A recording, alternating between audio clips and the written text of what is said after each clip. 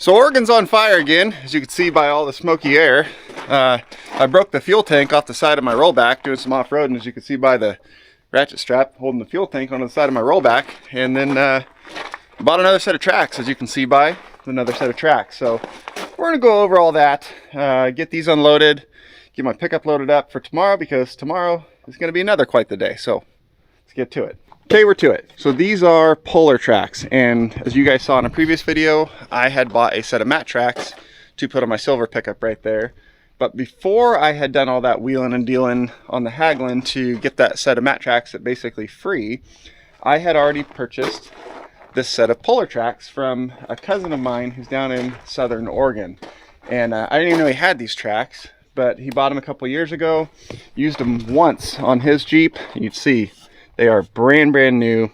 Never used them again. Hung on to them for a couple years, decided he's not going to use them.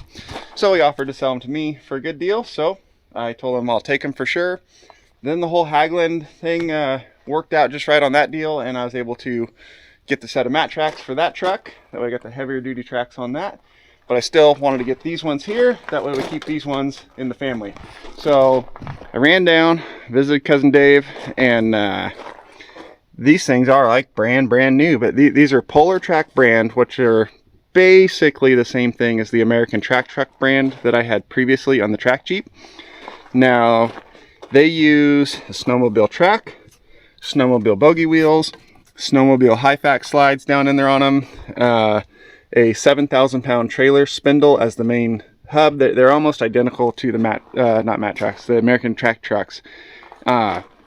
Basically all of the snowmobile component built vehicle tracks are the same thing, other than the metal framework in between is just a different design between the different ones. So that being said, like, I know how these perform and I know what they do. I know they'll work good in the snow, and my plan was, still is, but also was, put them on the Blazer right there, which would basically give me a redo of the Track Jeep that a lot of you started following this channel for, but a much more capable version of it.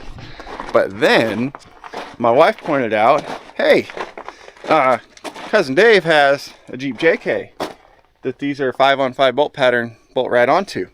And she goes, and I have a Jeep JK that's 5-on-5 bolt pattern. These are bolting right onto. Now my wife, she's a California girl. You know, we're from California. So I grew up in Northern California. I'm used to some snow and all that stuff. This is snow driving is not anything super new to me. But for my wife, it is. And she goes, you know, I get to drive daughter to school every day. It's going to be hopefully a good snow year. We could just go ahead and bolt these tracks on that Jeep right there. And then she could drive all over in the snow. So the plan is for these to go on the Blazer, but they might end up on my wife's Jeep at some point as well. So yeah, these are some cool tracks. I'd not ever used the Polar Track brand before, but like I said, they're essentially the same as the ones I have used before, so should be all good there. Now I know what you're wondering is, if I had already bought those before the whole matte tracks thing, why did I then still buy the matte tracks? One, like I said, because all that wheeling and dealing, it basically came out to free, and they were on my way home from dropping off the haggling. Two, I will show you as soon as I walk down to the shop here. Okay, we're down to the shop here. Here's the matte tracks. Now, all of the snowmobile component built tracks, like those up there, the American Track Trucks, all the others are a snow track. They are designed to be used in snow. These matte tracks are an all-season, all-terrain track. So these ones are designed to be used in mud, sand, rocks, down the pavement, gravel roads, snow, literally anything. They're all season, all year round track. See, there's no high-fact slides in them. They're not using snowmobile components. They have suspension on the bogies to go over rocks and rough ground. And they've got this big old meaty track on here that's an all-season track, more like a skid steer instead of a snowmobile track. So, yes, I had already committed to buying those Polar tracks up there before, and I kind of thought I'd have those and the haggling, but then the haggling deal all worked out like it did, and I found those. I was like, well, I'm not going to have the haggling for an all-season tracked vehicle, because we get I get some recoveries down in the mud flats of the lake, out in nasty sand, stuff like that, where I've used my American Track Trucks in those situations, and they've worked. But those tracks are designed for it. So if I was not going to have the Haglin, which could do all that stuff and be like meant for it, I wanted a set of mat tracks that was meant for it as well. So I ended up with 2 sets of tracks. Now next in our list of shenanigans, let's talk about this fuel tank here that's being held on with a ratchet strap right now. So I got the tracks from Cousin Dave's house down in Southern Oregon, and I had a job to go do, a winch out job that took some off-roading. I mean, I would have been better off taking the Blazer or something out where I was, but this was the truck I had with me, so this is the truck I ended up taking. And we bottomed out pretty good on the bottom of the fuel tank and all that. Thought everything was fine, and super rough bouncing around and road getting out of there, and so we got all that done. And I thought everything's okay. So then on the way home, we go to the truck stop, and where a truck was broke down and needed help getting loaded onto a low bed so that the company could haul it back away to their shop. So I took this there to go winch them up on there, and as I'm winching the truck onto the low bed, I walked back to take a picture of my truck doing this, and this is the picture I took. And now the ironic thing here is the reason that truck was being winched on the low bed is because it hit the fuel tank on something, put a hole in the fuel tank, couldn't keep fuel in the tank anymore, therefore couldn't run. That's why I had to winch up on the low bed and they had to haul it home. But I took this picture, and while I was standing back taking this picture after having just completed winching a truck onto the low bed because it had a hole in the fuel tank, I look down at my truck and I see this. So then I walk back over to my truck and look underneath and see if the fuel tank strap is all broken right there, and this is right where I bottomed out in the ground and all that. So luckily the tank did not fall off. That one was holding it, but this whole heavy tank was being held by that one strap just hanging on it, so it was not far off of a good bump in the road and then losing the whole fuel tank off. So that's now ratchet strapped back up in there. All good, made it home no problem. And then tomorrow morning this truck is going to McCauley's truck repair here in Bend. They're going to do up the AC on it because the AC is actually, I think I was driving this truck because this one was in the shop getting the AC redone, and then this AC died, because that's how trucks work. So tomorrow morning McCauley's already had this truck scheduled to do the AC, so I just added that to the list and said, you know what, why don't you guys just start at the front bumper, stop at the back bumper, and just figure out whatever it needs in between. That way this thing's solid and I don't got to worry about it. So they're going to give it a full inspection and whatever it needs, because I have some vehicles that are not in the best of condition, and that's just how they are. But these two, I am so freaking picky about being mechanically perfect. I don't care if they're dirty, messy. Mechanically, I am very, very picky about my big trucks, and I want them 100%. So I've had my eyes on it and clearly didn't see that pretty weakened fuel strap down there. So it's time for someone else to put eyes on it as well, and them give an inspection also to find anything I might have missed. Now for the fires, check this out. Look at that. It is raining ash. Yesterday afternoon when I got home, actually here's a video I took in the evening of this place. It looked like the apocalypse was going on. There's a fire just to the south of us straight over here. It's about well, as I went to bed last night, it started yesterday. It was at 5,000 acres already, so it just blew up, and everything is blowing this way. So this truck parked here last night, and you can see overnight, what's scary is there's big chunks of ash falling down on everything. That's not good, because big chunks of ash are what start spot fires ahead of the main fire. Look at this thing, just absolutely freaking covered. You can see here just burning pieces of grass and brush, and big old, look at all the big chunks up there landing here. So that's really, really not good. And the crazy thing is that fire is many, many miles south of us. So those burning chunks flew 15 miles probably. It was just ripping wind. Like these trees, as you saw in that video clip I showed, those trees were just blowing all off to the side. Like it was ripping hard wind. I'm gonna map that and figure out how many air miles in a straight line that fire is from us, but the wind was blowing directly towards us. It's a long damn way for burning stuff to be flying. And then we got to get my pickup loaded on the rollback, because that has to go to the shop tomorrow too, because it still has a big hole in the radiator and the fan with a missing blade. So my plan is to haul that pickup to Elite Fleet with that pickup, No, that's not a pickup, that's a truck.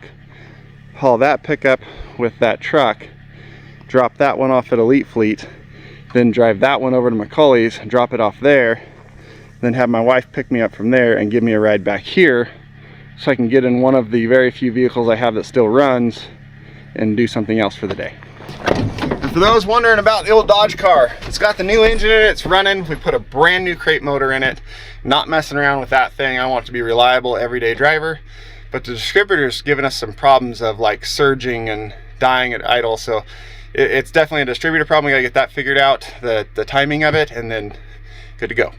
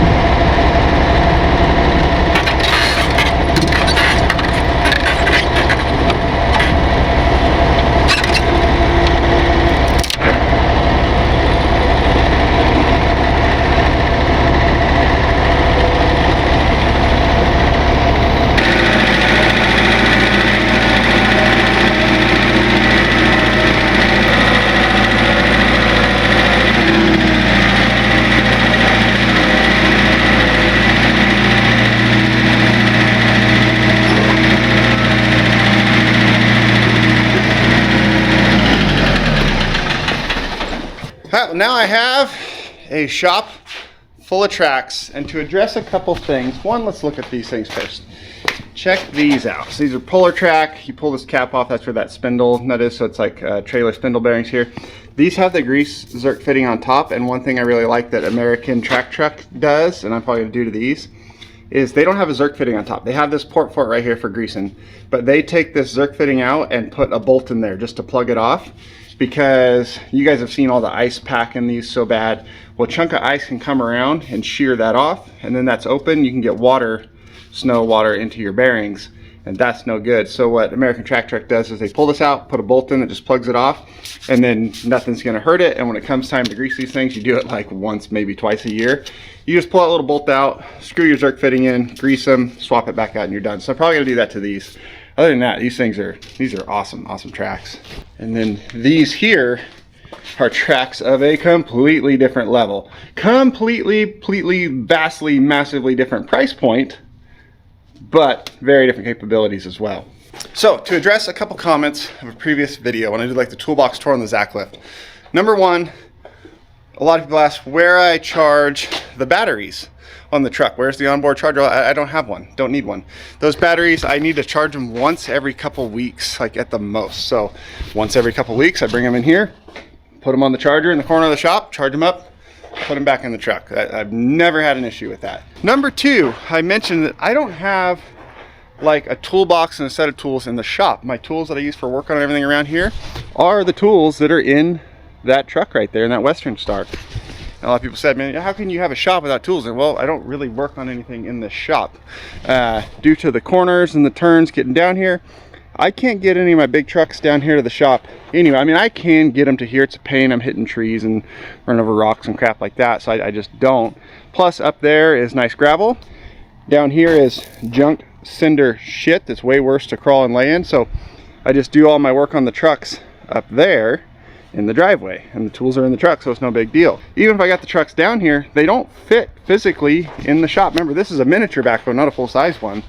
The trucks don't fit in the shop. I can't get them into the shop to work on.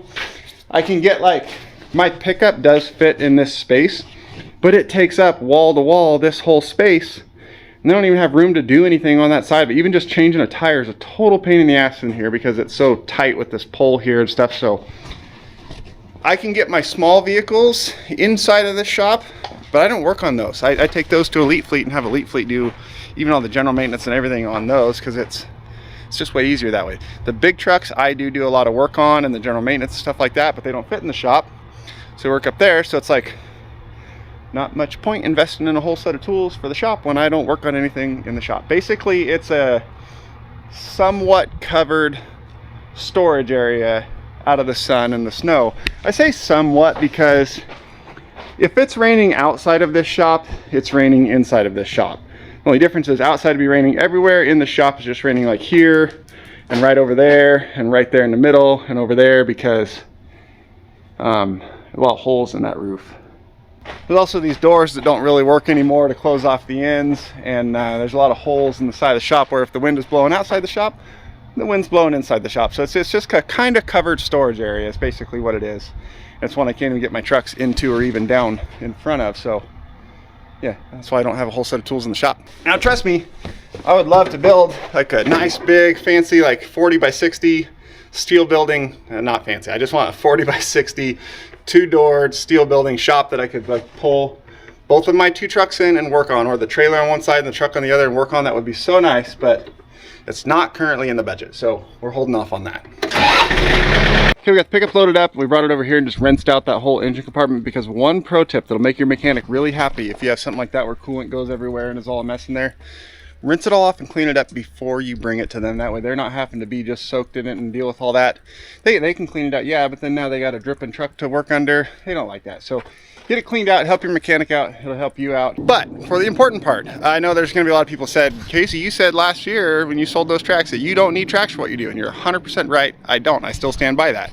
The longtime watchers of this channel remember that before there were tracks on the track Jeep, it was a bone stock 1993 Jeep Grand Cherokee, open differentials, 373 gears, not a single modification that would make it better at off-roading other than the fact that it had a cheap like $100 lift kit on it and some 33-inch tires. That was it, and that's what I used for my off-road recovery, and it did everything I needed to do. So no, I do not need tracks to do what I do. I don't. But since I was able to do some wheeling and dealing, I got both of those sets of tracks, 8 tracks to outfit 2 different vehicles for half what I paid for the used set of tracks that I originally put on the track Jeep.